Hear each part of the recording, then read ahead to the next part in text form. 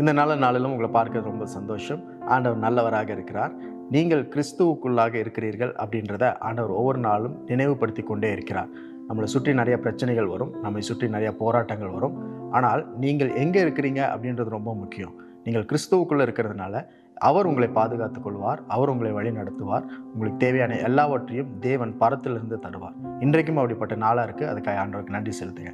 எபேசியர் 1 அதிகாரம் 1வது வசனத்தில் இப்படி படிக்கிறோம். தேவனுடைய சித்தத்தினாலே இயேசு கிறிஸ்துவனுடைய அப்போஸ்தலனாகிய பவுல் எபேசியில் உள்ள கிறிஸ்து இயேசுக்குள் விசுவாசிகளாக இருக்கிற பரிசுத்தவான்களுக்கு எழுதுகிறதாவது. பவுல் இங்கே அட்ரஸ் பண்ணும்போது எப்படி சொல்கிறாருன்னா, எபேசியில் உள்ள விசுவாசிகளாகிய பரிசுத்தவான்களுக்கு எழுதுகிறதாவது. அப்படின்னா என்ன அர்த்தம்னா, இயேசு கிறிஸ்துவின் மேல் விசுவாசம் வைத்து இயேசு கிறிஸ்துவின் மேல் நம்பிக்கை வைத்து வாழுகிற விசுவாசிகள் எல்லாருமே புனிதர்களாக இருக்கிறார்கள். You are a saint in Christ. இந்த வார்த்தையை நம்ம அடிக்கடி கேள்விப்பட்டிருப்போம். Saint John, saint Peter, saint Paul, saint Francis, saint Joseph, புனித யோவான், புனித பேதுரு, புனித தோமா அப்படின்ற இந்த புனிதர்களுடைய பெயர்லாம் நம்ம கேள்விப்பட்டிருப்போம். அவர்கள் பெயரில் தேவாலயங்கள்லாம் இருக்கும், அதெல்லாம் கேள்விப்பட்டிருப்போம். ஆனால் இந்த வசனத்தின்படி ஆண்டவர் என்ன சொல்கிறாருன்னா, இயேசு கிறிஸ்துவின் மேல் விசுவாசம் வைத்து நம்பிக்கை வைக்கிற விசுவாசிகள் எல்லோருமே புனிதர்களாக இருக்கிறார்கள், பரிசுத்தவான்களாக இருக்கிறார்கள் அப்படின்னு சொல்கிறார். God says you are a saint. புனிதர்கள் அப்படின்னு நம்ம சொல்லும்பொழுது அவங்க ரொம்ப பக்தி உள்ளவர்களாக இருப்பாங்க, ரொம்ப தியாகம் உள்ளவர்களாக இருப்பாங்க, இந்த உலகத்திற்கும் அவங்களுக்கும் சம்பந்தம் இல்லாதவர்கள் போல இருப்பாங்க அப்படின்ற எண்ணமெல்லாம் நம்முடைய சிந்தையில் வரும். ஆனால் தினமும் கண்ணாடியில் பார்க்கிற அந்த மனுஷனை பற்றி நீங்கள் என்ன நினைக்கிறீங்க?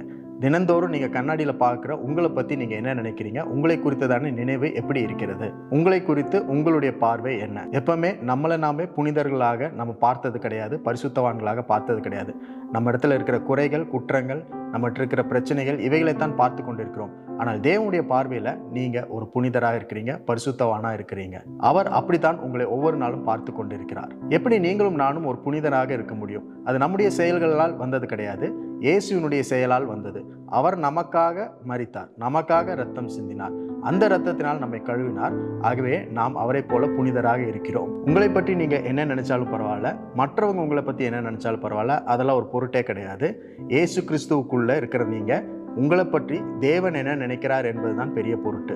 இன்றைக்கும் தேவன் உங்களை புனிதராக பார்க்கிறார். ஒரு செயின்ட், புனிதர் அப்படின்னு சொல்லும் பொழுது என்ன அர்த்தம்னா, தேவனுக்கென்று நியமிக்கப்பட்டவன், தேவனுடைய பணிக்காக பிரித்தெடுக்கப்பட்டவன் தான் புனிதன்.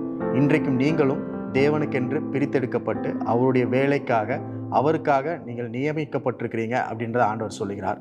ஆகவே உங்களை குறித்து வருகிற விமர்சனங்கள், உங்களை பற்றி வருகிற எண்ணங்கள், நோக்கங்கள், இவைகள் எல்லாமே உங்கள் மனசை சோர்வடைய செய்யும். ஆனால் தேவனுடைய வார்த்தை பலனடை செய்யும். இன்றைக்கும் இந்த வசனத்தினால் உங்களை நீங்களே தேற்றுங்கள், உங்களை நீங்களே உற்சாகப்படுத்திக் கொள்ளுங்கள். நீங்கள் ஒரு புனிதராக இருக்கிறீர்கள். இது என்னுடைய பார்வையோ உங்களுடைய பார்வையோ கிடையாது, இது ராஜாவாகிய இயேசுவினுடைய ராஜ பார்வையாக இருக்கிறது. இன்றைக்கும் தேவன் தம்முடைய வார்த்தையின்படி உங்களை வழி நடத்தி செல்வார்.